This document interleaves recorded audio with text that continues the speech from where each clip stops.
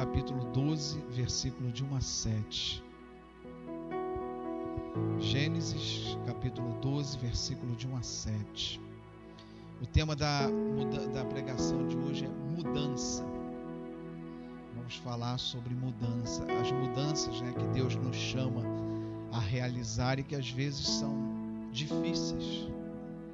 Mas é o que nós temos hoje, é o que Deus colocou no meu coração para hoje. E eu creio que a palavra de Deus, ela sempre tem um propósito. E que bom que ela não volta vazia. Gênesis capítulo 12, versículo de 1 a 7. Convido a igreja a ficar de pé. Está escrito: Então o Senhor disse a Abraão: Saia da tua terra, do meio dos teus parentes e da casa de seu pai, e vá para a terra que eu lhe mostrarei. Farei de você um grande povo e o abençoarei. Tornarei famoso o seu nome e você será uma bênção. Abençoarei os que te abençoarem e amaldiçoarei os que te amaldiçoarem. E por meio de você, todos os povos da terra serão abençoados. Partiu Abraão como lhe ordenara o Senhor, e Ló foi com ele. Abraão tinha 75 anos quando saiu de Harã. Levou sua mulher Sarai, seu sobrinho Ló, todos os bens que haviam acumulado e os seus servos comprados em Harã. Partiram para a terra de Canaã e lá chegaram. Abraão atravessou a terra até o lugar do carvalho de Moré, em Siquém. Naquela época os cananeus habitavam essa terra. O Senhor apareceu a Abraão e disse: A sua descendência darei essa terra. Abraão construiu ali um altar dedicado ao Senhor que lhe havia aparecido. Deus amado, obrigado por essa palavra, Senhor, que não volta vazia, mas que cumprirá o propósito em nossos corações.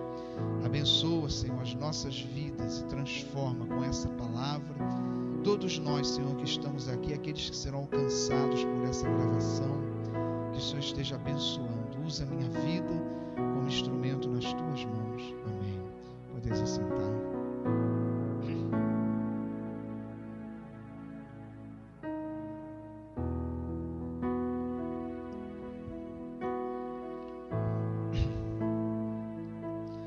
Existem aqui algumas circunstâncias, que envolvem ou envolviam, o chamado de Abraão. A primeira circunstância do chamado dele era a cidade onde ele vivia, Lá no livro de Atos, capítulo 7, versículo de 1 a 3, diz assim: Então o sumo sacerdote perguntou a Estevão: São verdadeiras essas acusações? Isso aconteceu no momento que Estevão foi condenado a ser apedrejado. E a isso ele respondeu: Irmãos e pais, ouçam-me. O Deus glorioso apareceu a Abraão, e aqui ele fala do chamado de Abraão, nosso pai, estando ele ainda na Mesopotâmia, antes de morar em Harã, e lhe disse: Saia da tua terra e do meio dos seus parentes e vá para a terra que eu lhe mostrarei. Então Abraão recebeu seu chamado antes de morar em Harã, quando vivia lá na Mesopotâmia, mais precisamente na cidade de Ur, conforme Estevão está declarando aqui no livro de Atos. E para a gente entender, essa cidade de Ur era uma cidade altamente desenvolvida, há amplas evidências de grandes fortunas. A arte trabalhada, ciência, tecnologia. Abraão deixa uma cidade para atender um chamado de Deus para outra cidade que ele nem conhecia. Então percebam, irmãos, que há aí nesse chamado de Abraão, em primeiro lugar, uma renúncia material. Porque aqui diz que ele ajuntou tudo aquilo que ele havia guardado, ou seja, Abraão tinha posses. A cidade que ele vivia, segundo as evidências que nós temos na palavra, era uma cidade próspera, ou seja, ele vivia perto da sua família e gozava de uma prosperidade.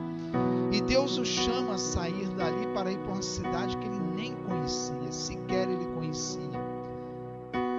E lá no versículo 1 ele diz: Então o Senhor disse a Abraão: Saia da tua terra, no meio dos seus parentes e da casa de seu pai, e vá para a terra que eu lhe mostrarei. Ou seja, nem sabe para onde está indo, Deus ainda vai mostrar para ele.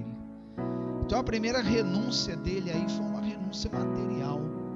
Você deixar a sua zona de conforto, você deixar o lugar onde você está estabelecido, para você sair para um lugar que você não sabe nem onde é.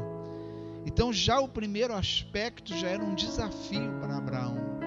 Ele falou: puxa vida, eu estou tão bem estabelecido aqui, Jesus, e Deus vem me chamar para onde Ele vai mostrar. Quer dizer, eu estou largando tudo sem saber nem o que eu vou encontrar. Deus não coloca para Abraão certezas, Ele não relata como é o lugar para onde ele vai.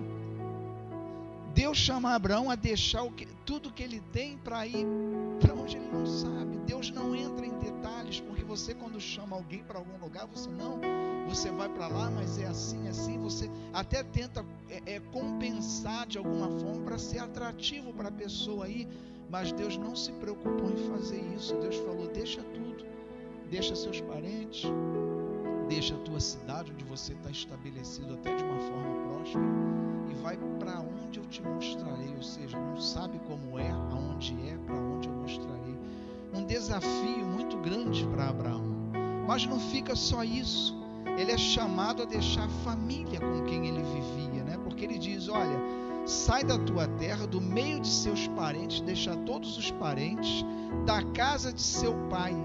Morava na casa do pai. Deus chama a deixar tudo isso para ir para onde? Para onde te mostrarei. Sempre algo totalmente vago e difícil, porque havia aí um angustiante mistério, porque aonde o que Abraão estava deixando era muito claro, estava muito bem explicado. Deixa o que tu tens, né, a cidade que tu vives, deixa seu pai, deixa seus parentes. Deus foi detalhista em dizer o que ele estava deixando, mas foi misterioso em dizer o que ele ia receber, para onde ele ia. Havia um mistério aí muito grande.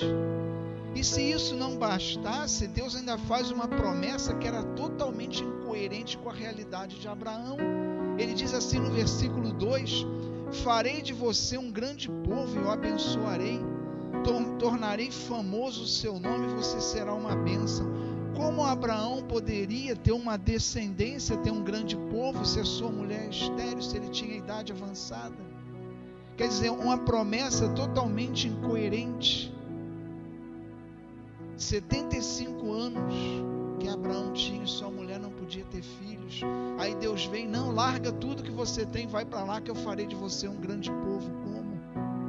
Então percebam que era um desafio sob todos os aspectos, o que Deus estava pedindo a Abraão ali, um desafio sob todos os aspectos.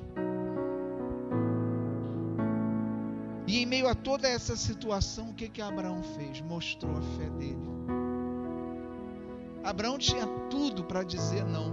Olha, quer saber? Deixa eu pesar aqui os prós e contras. Eu vivo muito bem aqui, vivo prosperamente, tenho tudo que eu preciso, tudo que eu quero, uma vida farta, moro com meus pais, estou perto dos meus parentes.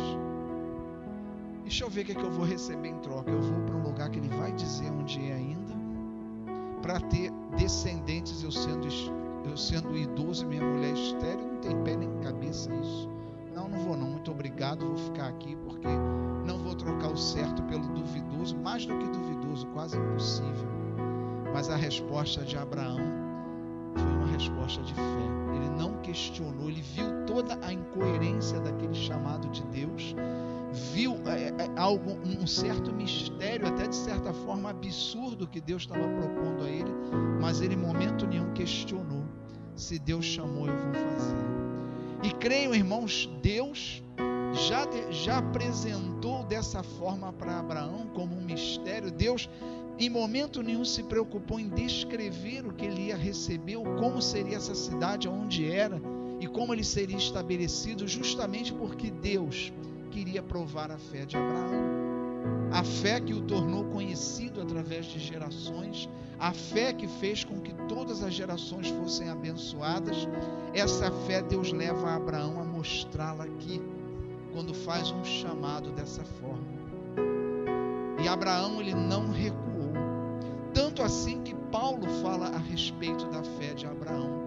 Tanto a fé de Abraão foi marcante, Deus fez questão de fazer Abraão mostrar essa fé diante de um chamado feito dessa forma, porque essa fé marcou a vida de Abraão, de tal forma que todas as gerações falam da fé de Abraão. Carta de Paulo aos Gálatas, capítulo 3, versículo de 7 a 9. Paulo falando da fé de Abraão, ele diz: estejam certos, portanto, de que os que são da fé, estes é que são filhos de Abraão. Prevendo a Escritura que Deus justificaria pela fé os gentios, anunciou primeiro as boas novas a Abraão: por meio de você todas as nações serão abençoadas.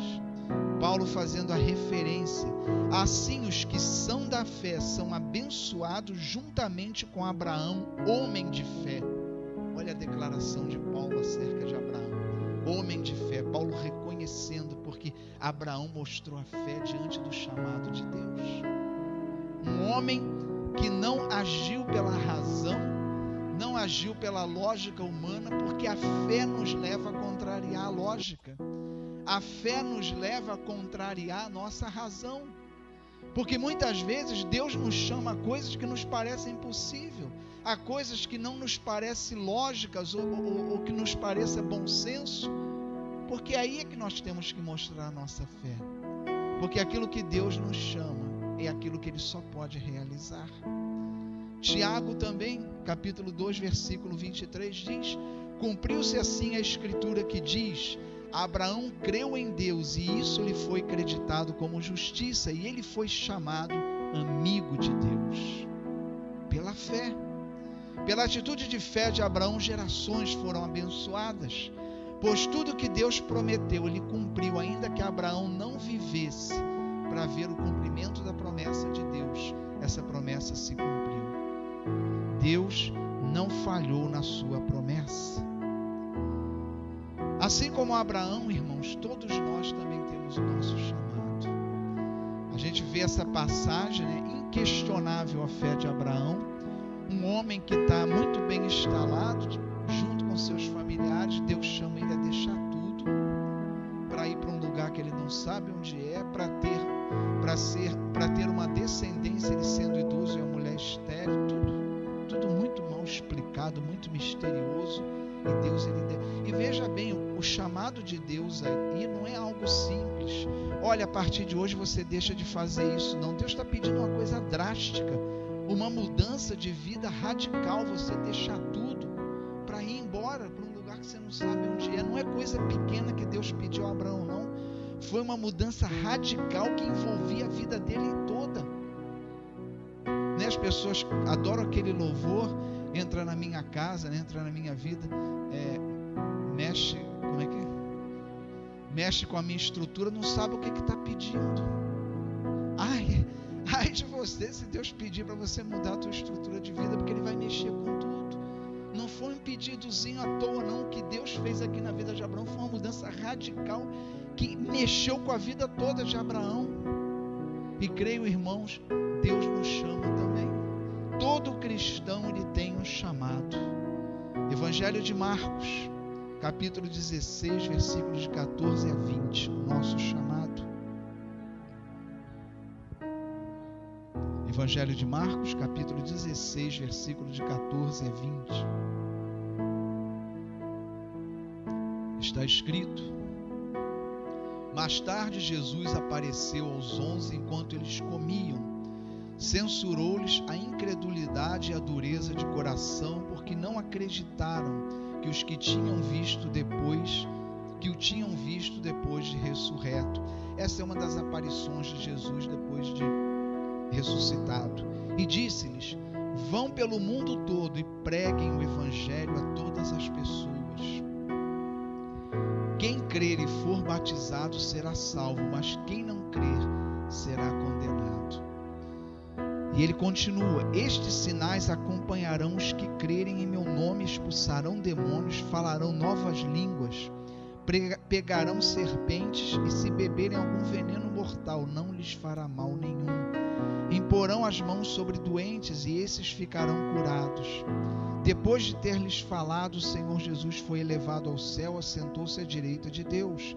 Então os discípulos saíram e pregaram por toda parte, e o Senhor cooperava com eles, confirmando-lhes a palavra com os sinais que o acompanhavam. Então, irmãos, nós como cristãos, nós temos também um chamado. A nossa vida cristã não é simplesmente um ritual, uma liturgia de comparecimento, uma agenda de comparecimento à igreja, mas envolve um chamado de Deus a pregarmos, a anunciarmos o Evangelho, e isso de todas as formas que nós temos, seja através da nossa vida, através da palavra de Deus, principalmente porque é a palavra de Deus que converte. Mas antes de pregar o Evangelho, tem que haver um testemunho antecedendo. A gente só tem o direito de pregar o Evangelho quando a nossa vida testemunha o Evangelho que a gente está pregando, porque se você não dá testemunho do Evangelho, você perde o direito de proclamar o Evangelho. Então nós somos chamados a viver esse pedido do Senhor, essa ordem do Senhor, e de anunciar com tudo que nós somos e com tudo que nós temos. E o nosso chamado também, há algumas circunstâncias envolvidas também. Primeiro, o local onde vivemos. Muitas vezes o chamado de Deus exige que deixemos a nossa terra, nosso pai, nossos parentes, como tantos já fizeram isso. Nós temos situações aqui bem conhecidas. O diácono Eduardo, né, estava lá em Mesquita com a sua família, os filhos no colégio, tudo direitinho, deixou tudo, foi morar lá em Colombo para trabalhar com o pastor Duarte lá na igreja de Colombo. Mudança radical, Deus tirou de onde ele estava, está longe de seus parentes, longe de tudo, para estar servindo ao Senhor. Mas muitas vezes, irmãos, pode nem ser tão radical assim, mas vai exigir alguma mudança. Às vezes o fato, né, como aconteceu comigo, eu estava lá em Mesquita, aqui pertinho, mas foi uma mudança de vida radical para mim, porque eu já tinha a minha zona de conforto lá, estava estabelecido, e Deus me chama. Na hora da ordenação não teve nem adoçou, não teve uma preparação, não teve nada. Eu acabo de ser ordenado lá na catedral, fui me despedir do pastor Duarte. Não, peraí que eu vou falar com você e a Mirna lá fora. Assim que eu acabei de ser ordenado. E o tempo que eu tive para responder foi 5 minutos. E uma mudança radical, eu não sabia, eu sabia onde era a igreja da Jacutinga, eu já tinha estado aqui ministrando, mas eu não sabia o que eu ia encontrar, como seria esse desafio. Eu acabei de ser ordenado, mas Deus me chamou a uma mudança radical na minha vida, que às vezes a mudança radical não é preciso que você saia de um lugar para o outro, às vezes a mudança radical é onde você está mesmo. Às vezes Deus exige que você mude radicalmente a sua vida para você servir a Ele. Às vezes dentro da igreja mesmo que você está, Deus exige de você algo mais que vai mexer com a sua vida. E qual é a questão aqui, irmãos, nisso? A questão aqui é que quando somos chamados pelo Senhor, muitas vezes atendemos se houver uma forma de encaixar na nossa rotina, na nossa vida, no nosso tempo. Essa é a questão que a gente tem que trabalhar nesse item de local que vivemos. Às vezes o local que nós vivemos não é exatamente fisicamente o local que a gente está, mas é onde nós estamos plantados. Será que quando Deus nos chama a fazer algo, a gente faz como Abraão? Não, Ele chamou, eu não sei como é que vai ser na minha vida, mas se Ele chamou, eu vou. Ou será que quando Deus nos chama a fazer algo, a gente, peraí, deixa eu ver, domingo eu tenho isso, sábado não vai dar não. Ei, Senhor, não tenho tempo. Será que a gente faz isso? Ou será que a gente chega, não, eu não me sinto capaz de fazer isso. Mas Deus não depende da nossa capacidade, Ele depende da nossa disponibilidade. A capacidade quem está é Deus. Eu lembro quando eu assumi lá em Mesquita o Ministério de Casais, logo no começo veio um casal falar comigo, a gente vai sair porque a gente não se sente capaz. Eu falei, ótimo, vamos encerrar hoje com esse ministério, porque eu também não sou e nem ninguém que está lá, então beleza, vamos sair. Então, aliás, vamos fechar a igreja, porque não há capacidade em nós. Quem faz é Deus, a obra é de Deus.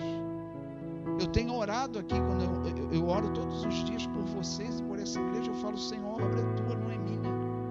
Eu não tenho capacidade humana para conduzir essa igreja, não tenho, eu dependo do teu Espírito. E o que eu posso fazer, Senhor, é me colocar nas tuas mãos. Mas muitas vezes a gente bota todo tipo de ponderação como se o chamado de Deus fosse um chamado qualquer, que alguém me chama, olha, vamos em tal lugar, deixa eu ver na minha agenda se eu vou poder ir, não vou poder ir não. Ah, não, eu tenho outra coisa para fazer e eu não quero deixar de fazer isso. E a gente trata o chamado de Deus, nivela com outros chamados da nossa vida. Mas quando Deus chama, Ele pressupõe uma atitude de fé. Se Deus me chamou, Ele garante. E se Deus me chamou, ninguém me conhece mais do que Deus. Se Ele está me levantando, Ele sabe o que está fazendo, porque ninguém me conhece mais do que Deus. Ninguém me conhece, nem eu me conheço tanto quanto Deus.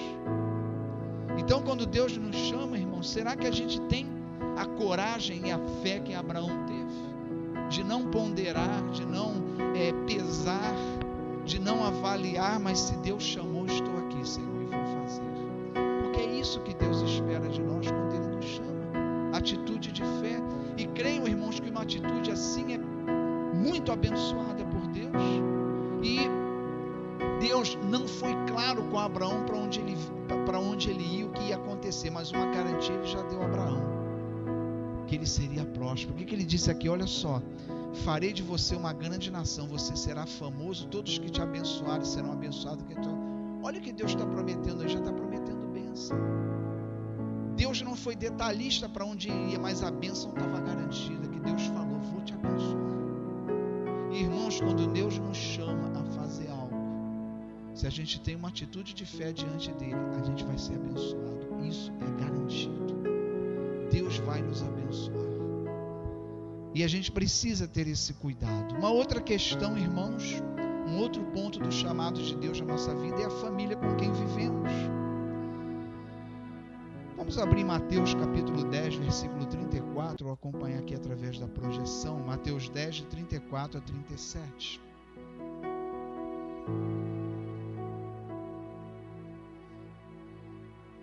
Mateus 10, de 34 a 37. Amém?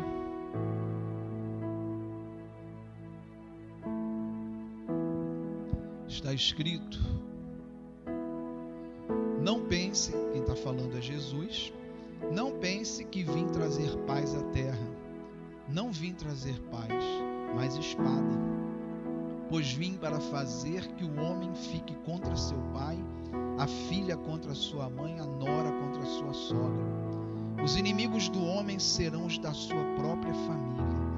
Quem ama seu pai ou sua mãe mais do que a mim, não é digno de mim. Quem ama seu filho ou sua filha mais do que a mim, não é digno de mim. Irmãos, parece uma palavra muito estranha para nós, porque a gente está acostumado a dizer que Jesus traz a paz. E a igreja de Nova Vida, ela sempre dá a seguinte orientação no nosso trabalho dentro da igreja, que primeiro lugar é Deus, segundo é família e terceiro é a igreja. O que Jesus está dizendo ali não contradiz a isso. O que Ele está dizendo é o seguinte: nós temos que ter sabedoria ao trabalhar na igreja para Deus, para isso não prejudicar a nossa casa, a nossa família. A gente tem que ter essa sabedoria. Eu não posso, virar um ativista na igreja a tempo que tome todo o meu tempo, de forma que a minha família fique de lado. Senão você não está agindo com sabedoria, porque a tua família é mais importante. O primeiro ministério seu é dentro da sua casa com a sua família. Esse é o primeiro ministério. O pastor Duarte sempre foi muito cuidadoso com isso. Ele uma vez chegou, eu lembro, meu pai, de uma outra vez, meu pai tinha fraturado a bacia, 4 meses em cima de uma cama, eu me desdobrando, e eu fazia os cultos da noite lá em Mesquita. E uma vez o Duarte, o que ele fazia, o pastor Duarte? Ele sempre estava no culto da noite, mas eu fazia, ele ficava lá de trás, que foi aquela oportunidade que ele tinha de receber também. Mas antes de começar o culto, ele subia no púlpito para me passar os avisos, tem isso para tu avisar. E no determinado dia ele falou assim: olha, como é que está a tua situação? Você está precisando de uma folga? Não, está tudo bem, pastor. Aí a Mirna estava lá no banco: Mirna, eu quero falar com você depois. Tá bom. Aí terminou de passar, vamos lá falar com a tua esposa? Eu falei, vamos, desci. Mirna, ele precisa de uma folga, ela precisa. Amém, Paulo? Eu falei, amém. Então domingo que vem você não apareça aqui. Porque é isso, gente. A gente tem que ter esse cuidado, a gente tem que ter essa sabedoria. Deus não nos chama a abandonar a nossa casa, largar para lá e de segunda a segunda é a igreja, não é isso. Mas também não é o outro extremo. A gente não servir, ser cristão e não servir a Deus. Então a gente precisa, e quando Jesus diz que não vai trazer a paz, mas a espada, ele está falando ali que muitos cristãos vão se converter e a família não vai ser convertida.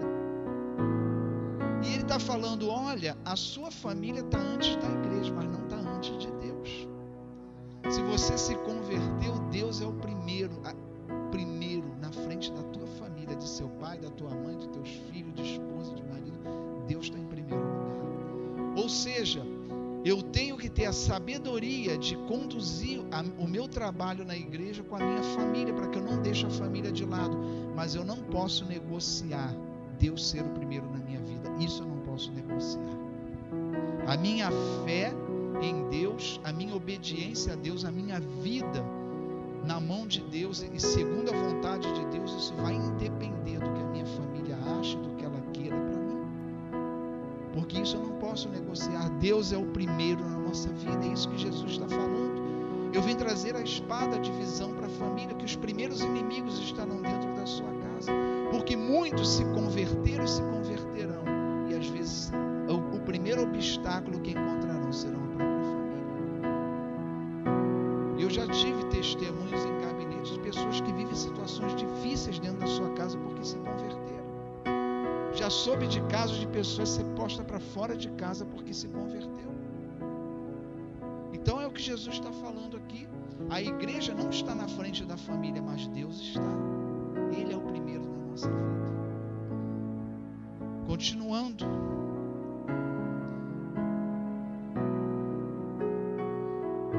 Deus nos desafia sempre a uma atitude equilibrada. A gente tem que ser equilibrado naquilo que a gente faz. A gente precisa ser equilibrado. Porque a família é a nossa estrutura, né? Eu já ouvi uma vez uma mulher no ônibus, uma senhora falando assim no ônibus, não, agora eu me converti, Deus está em primeiro lugar e minha família eu largo para lá, não quero nem saber, eu vou para a igreja, eles que se virem. Eu falei, tá, a gente está falando de Deus ou da igreja? Porque Deus está em primeiro lugar, mas você está colocando a igreja na frente da sua família. Quando você sai de casa, some o domingo todo, deixa a família sem almoço, sem nada, você está colocando aí, a questão está errada. Deus não te chama para fazer isso, porque Deus instituiu a família, e a família é prioridade, é o primeiro lugar onde você tem que ser cristão. A nossa primeira área de atuação é a nossa família, é ali a nossa primeira área de atuação. Por isso a gente tem que ser sempre ponderado. Claro que para um pastor isso é muito mais difícil, mas ainda assim a gente tem que lutar para ter o nosso dia, né? Porque é o que o pastor Duarte fala, Paulo, igreja, se deixar, o pastor fica lá 24 horas de segunda a segunda, porque não vai faltar o que fazer. Mas ele fala, você sempre tira um dia para você ficar com a sua família, porque eu preciso da estrutura da minha família, eu sou um ser humano. Se a minha família ruir, vai junto com o meu ministério. Não tem como ficar no ministério sem ter a estrutura da minha família, porque a família é muito importante. Mas a família também não pode me impedir de, quando Jesus me chama a fazer algo, Deus nunca vai te chamar para fazer algo que vá custar o abandono da tua família, nunca, porque Deus é equilibrado naquilo que faz. Então todo o exagero ele vem do homem, não vem de Deus. Todo o exagero vem do homem, não vem de Deus. E o equilíbrio é você responder ao Senhor naquilo que Ele te chama para fazer, mas sabendo que você tem que ser cristão dentro da tua casa, você tem uma responsabilidade com a tua família. Deus nunca vai te chamar para fazer algo na casa dele ou na sua vida para Ele que vá colocar a tua família de lado. Nunca vai fazer isso, porque foi Deus que instituiu a família. A família para Deus é algo importantíssimo. Então a gente tem que ter essa sabedoria e esse cuidado. A nossa família precisa estar na casa do Senhor, precisa estar na comunhão dos santos. Nós precisamos atender o chamado de Deus, porque Deus nos chama e quer uma atitude de fé. E a igreja hoje é uma igreja que quer ser abençoada o tempo todo. Mas será que está disposta a pagar o preço para ser abençoada? Está aqui. Abraão respondeu com fé e Deus falou: vou te abençoar. E foi abençoada. Gerações, não só Abraão, gerações foram abençoadas pela fé de Abraão. Gerações. Toda a atitude de fé, a resposta de Deus é bênção. Então, nós somos chamados por Deus, e que o nosso chamado a gente possa responder de uma forma que Deus deseja, com fé. O nosso chamado também, irmãos, tem outro aspecto, também como Abraão. Muitas vezes Deus nos chama a um destino incerto para nós. Deus, quando nos chama, Ele desafia a nossa fé, porque todo chamado de Deus, Ele te chama a fazer algo que você humanamente não pode. Isso é algo muito que exige a nossa fé. Deus, Ele te levanta para coisas que humanamente você às vezes não tem e nunca temos capacidade de fazer. Deus te chama para o impossível, para algo que só Ele pode fazer. Mas por que Ele me chama? Porque Ele quer fazer através de você. Deus, em toda a história da humanidade, toda a história da salvação, Deus sempre agiu através do homem. Ele sempre deixou claro que é Ele que está fazendo, mas Ele sempre usou alguém para fazer. E a igreja é o braço de Deus, é quem Deus usa para fazer a sua obra de salvação. Então, irmãos, toda vez que nós somos chamados por Deus, nós somos chamados para algo que não somos capacitados. Somos chamados para um terreno desconhecido. Deus te chama: olha, eu quero que você, a partir de hoje, você mude a tua rotina para trabalhar nesse ou naquele ministério. É uma incerteza, é um destino incerto. Você não sabe o que vai acontecer, como vai ser, como você vai se sair, o que vai acontecer com a sua presença lá. É atitude de fé. É saber que se o Senhor chama, nada vai te faltar. Esse é o chamado de Deus. E essa atitude de fé é muito importante para o cristão. A promessa acompanha aquele que crê. Nós lemos no versículo 20 da palavra de hoje, diz assim: ela diz que os sinais acompanham aqueles que creem. Milagre, conversão de pecadores, esses sinais vão acompanhar. Toda vez que nós estamos trabalhando, pregando o Evangelho, nós veremos os sinais de Deus nos acompanhando. Nós veremos. A gente lembra que essa obra da Nova Vida aqui nessa região começou com um grupo de vida lá em Mesquita, um grupo pequeno num terraço. E olha o fruto que deu. Foi por capacidade humana? Foi pela capacidade do pastor Duarte? Não, foi pela sua disponibilidade e fé, mas pela capacidade de Deus, não foi pela capacidade dele. Olha o tamanho dessa obra. Então, todo chamado de Deus, ele vem acompanhado de bênção quando a gente responde com fé. E aí eu vejo uma igreja hoje sedenta das bênçãos do Senhor, mas que não ouve um chamado de Deus para nada. Querem entrar, receber e ir embora, porque o chamado de Deus, ele compreende compromisso com Ele, compromisso com a igreja dele e com a obra dele. Isso o chamado de Deus compreende. E as bênçãos são inerentes a isso, a atitude de fé. As bênçãos vêm, e a maior prova disso foi Abraão foi abençoado, e as gerações seguintes pela atitude de fé dele. É a fé que gera bênção. Sem fé não tem bênção na nossa vida. E a igreja hoje tem muito pouca fé, mas tem muita vontade de receber bênção. Muita vontade. Eu ouvi uma declaração infeliz, né, de um desses pastores aí de mídia, que ele disse: eu não dependo da tua fé para curar, minha fé já é suficiente. Deus cura pela fé daquele que está recebendo. É atitude de fé. Todos aqueles que alcançaram o milagre de Jesus, ele respondeu após o milagre: tua fé te curou. Tua fé te salvou, sempre fazendo referência à fé daquele. Se a gente não tiver fé diante de Deus, a gente não tem nada. Todas as bênçãos que vêm para a nossa vida são respostas à nossa fé. E fé, como Paulo diz, é dom de Deus para que a gente não se glorie. Fé é algo que vem de Deus para nós, mas que a gente tem que desenvolver. A gente tem que desenvolver. Deus nos dá a fé através do Espírito Santo, nós temos a fé, mas a gente não usa, a gente não desenvolve. cada vez que a nossa fé é provada, e a gente canta isso, cada vez que a minha fé é provada, tu me dás a chance de crescer um pouco mais. A gente não cresce às vezes porque Deus nos dá a fé, mas a gente coloca no nosso, em vez de exercitar, usar a fé que Deus nos deu, a gente usa a nossa razão, as nossas ponderações, a nossa lógica, e não atende o chamado de Deus. E assim a gente perde as bênçãos para a nossa vida. Amém, irmãos? Eu espero que essa palavra abençoe o seu coração, abençoe a sua vida. Cada um sabe no seu coração a que Deus tem chamado, que Deus tem falado.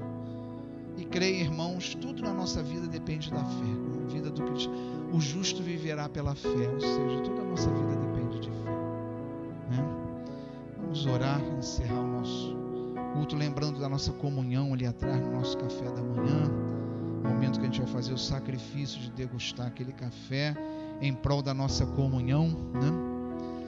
Eu vou abençoar os irmãos encerrando o culto, repetir uma bênção que eu trouxe aqui na sexta-feira, e eu quero abençoar os irmãos com essa palavra também. Curva a tua cabeça, eu vou abençoar a tua vida. Senhor Deus,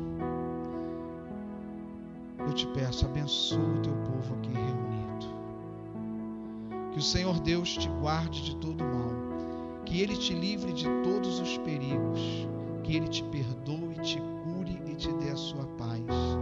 Que Ele te confirme a cada dia no caminho da salvação e seja para ti descanso e refúgio. Que a tua vida e a tua família sejam a expressão do amor de Deus através do Espírito Santo. Que a bênção de Deus Pai, Filho e Espírito Santo seja contigo e com a tua família. Amém. Que assim seja. Abençoa o teu irmão e vamos para o nosso